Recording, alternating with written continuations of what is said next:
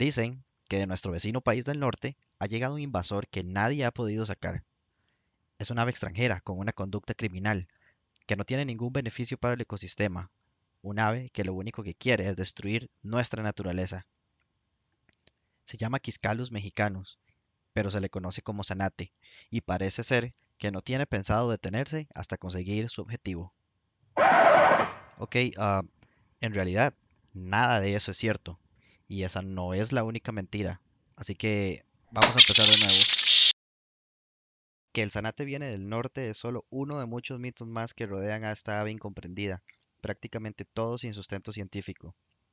En realidad, es un ave residente de nuestro país y ha estado en nuestro territorio incluso desde antes de que Costa Rica fuera Costa Rica.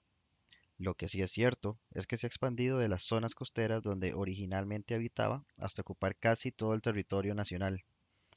En este video vamos a analizar por qué pasó eso, cuáles son los otros mitos que le rodean y si hay algo que podemos hacer para regresarlo a su hábitat o para controlarlo de alguna manera. Pero primero un par de datos básicos. Su nombre científico es Quiscalus mexicanus y en Costa Rica se le conoce como xanate. Pertenece a la familia de los ictéridos, una familia a la que pertenecen otras aves reconocidas como la oropéndola y el bolsero norteño. Hoy en día se le encuentra por toda Centroamérica, el norte de Sudamérica y gran parte de Norteamérica. Además tiene otras 5 especies hermanas que tienen rangos más restringidos: Nicaragüensis, Mayor, Níger, Quiscula y Lugubris. Palustri no cuenta porque lamentablemente ya se extinguió.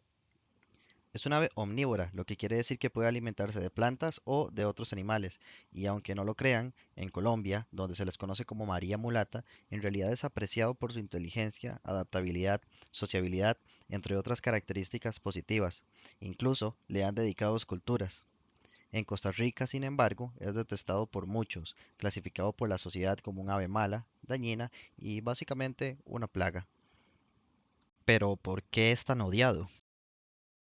Una investigadora llamada Alejandra Echeverry realizó un estudio en Guanacaste sobre la relación que tienen los costarricenses con las aves y sugirió que en materia de conservación existe siempre un componente social en el que las comunidades consideran a algunos animales como residentes legítimos de una zona y a otros no, en función de narrativas sociales o incluso prejuicios.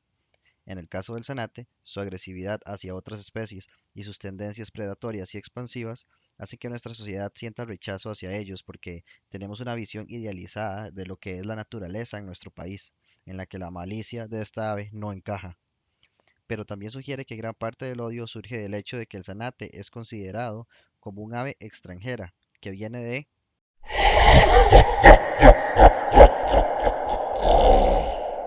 Así es, Nicaragua. Por algún motivo, una gran parte de nuestra población considera al zanate como un ave no nativa que vino de nuestro país vecino o de algún otro país del norte a invadir el territorio nacional y ahora se dedica a atacar a las demás aves que sí son nativas, por lo que no se le considera un habitante legítimo del ecosistema. Su presencia solo causa molestia porque daña a las demás aves o incluso a nuestros propios cultivos y por lo tanto no sirve para nada en la naturaleza.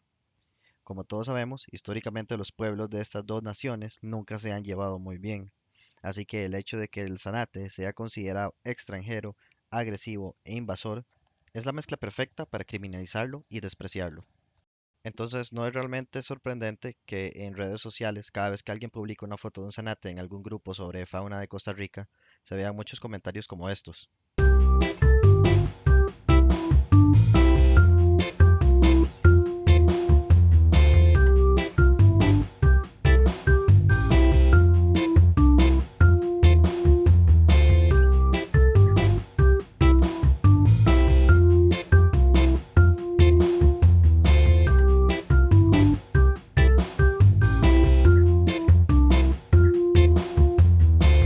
Lo cierto es que gran parte de estas atribuciones carecen de evidencia científica, son completamente subjetivas o son solamente cuentos mezclados con otros datos que sí son reales y al final se hace una maraña de verdades y mentiras que la gente simplemente acepta como realidad.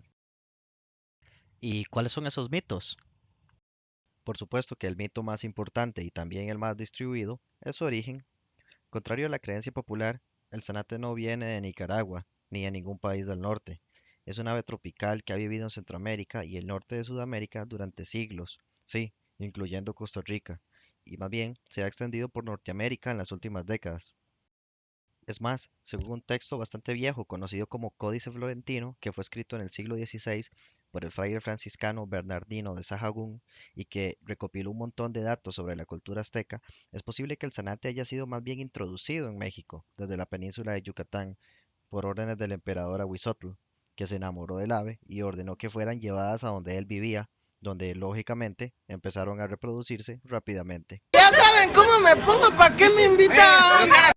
Existe también el mito de que hay diferentes tipos de zanate en el país, como que existe un zanate tico y el zanate nica, y que el nica es más grande y agresivo. Bueno, este segundo mito es parcialmente cierto, porque sí existe un zanate nicaragüense, pero solo vive en los alrededores del lago de Nicaragua y una pequeña franja de territorio en la zona norte de nuestro país. Es decir, que el zanate que vemos en todas partes es el de la misma especie, Quiscalus mexicanos, y no es más grande ni agresivo, de hecho, es más pequeño.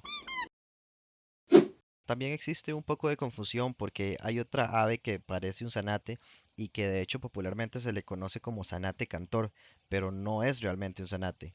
También es un ictérido, pero del género Dives, a diferencia del zanate que es del género Quiscalus. La forma más sencilla de diferenciarlos es que el Dives dives tiene los ojos completamente negros y el Quiscalus mexicanos tiene los ojos amarillos. También algunas personas dicen que el zanate negro es el zanate nicaragüense y el zanate café es el zanate costarricense. Esto es un mito. En realidad, las dos son la misma especie del zanate. Lo que pasa es que en esta especie los machos son negros y las hembras son cafés. Tampoco es un cuervo, aunque tiene cierto parecido físico y también es muy inteligente. Los cuervos y urracas pertenecen a la familia de los córvidos y el zanate, como ya se mencionó antes, es un ictéриdo. En Costa Rica sí existe un ave familia de los cuervos, pero no es negro. Es la urraca copetona o urraca hermosa. Y si se están preguntando si es de la misma especie que Mordecai, no, no son la misma especie, pero sí pertenecen a la misma familia. Ahora sí, con los mitos más comunes lanzados a dónde pertenecen, queda la importante pregunta, ¿por qué se ha expandido tanto? Como se mencionó antes, su hábitat natural son manglares, humedales y zonas costeras que tienen amplios espacios abiertos donde pueden realizar sus vuelos lentos y poco acrobáticos y donde hay una gran disponibilidad de alimento. Pero si el zanate viene de este tipo de hábitats, ¿por qué están por todos lados? Después de todo, en el Valle Central no hay ni un solo manglar. Es que el zanate no ocupa de un manglar obligatoriamente, como pasaría con otras aves de humedal. Lo que necesitan es un hábitat abierto y con mucha comida, y esto es porque el zanate es un ave generalista y por lo tanto se puede adaptar fácilmente a diferentes ambientes y dietas. Ok, pero ¿qué significa generalista? Oye, oye, despacio, cerebrito. Muchas aves suelen tener un pico especializado para una dieta específica. Por ejemplo, el pájaro carpintero usa su pico para romper la corteza de los árboles, el pelícano para atraer peces, el zopilote lo usa para desgarrar carne, el colibrí para consumir néctar y el ibis captura pequeños crustáceos con su pico largo y delgado. A esto se le conoce como especialización. El zanate, al igual que algunas otras aves, no tienen una especialización, es decir, su pico es multifuncional y su estrategia alimenticia consiste en conseguir nutrientes de muchas fuentes diferentes de manera oportunista. El zanate en su ambiente natural se puede alimentar de insectos, frutas, semillas, crustáceos, peces, incluso de huevos y otras aves pequeñas cuando tiene la oportunidad. Esta variedad dietética hace que su sistema digestivo sea más resistente y básicamente puede comer lo mismo que comemos los humanos. Y como es bien sabido, los humanos tenemos un problema manejando nuestra basura, que a menudo está llena de restos de comida que el zanate está más que feliz de aprovechar. Por otro lado, los potreros, plazas y ciudades que hemos creado han limpiado lo que antes eran bosques densos que le impedían al zanate pasar y expandirse. Para ellos, nuestras zonas urbanas son análogos a un estuario o un humedal en términos de espacio y comida. El zanate simplemente se ha adaptado a un ecosistema que nosotros creamos y que casualmente es perfecto para él. Y no es que esté mal hacer ciudades, pero tenemos que aceptar que esta ave simplemente está reaccionando a un cambio en su ecosistema ocasionado por nuestras prácticas como especie, y no por ellos. Simplemente descubrieron que vivir cerca de nosotros es más ventajoso que vivir en su hábitat natural. Pero ¿se puede realmente corregir el problema? Pues en el papel hay muchas posibilidades, pero en la práctica es muy difícil. Como se hace con las palomas en algunos países, podríamos inhibir su reproducción usando químicos o productos que son repelentes o usar tecnología para ahuyentarlos, o por supuesto podríamos simplemente matarlos. Pero todas esas soluciones son ineficientes y paliativas porque mientras sigamos manteniendo las mismas prácticas que hemos tenido desde hace muchos años, no importa cuántos zanates saquemos de las ciudades, ellos simplemente van a regresar. El zanate realmente no es un enemigo de nuestra sociedad ni de la naturaleza. Simplemente nosotros hicimos posible su expansión y ellos lo aprovecharon.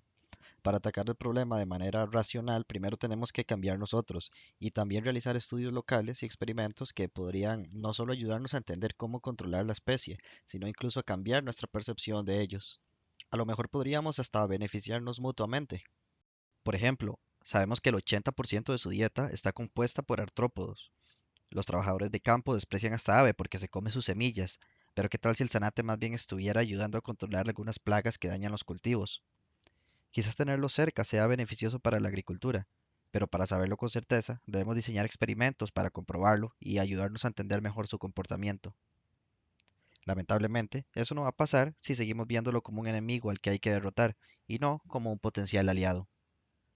Quién sabe, a lo mejor al final del día hasta podamos aprender algo de ellos.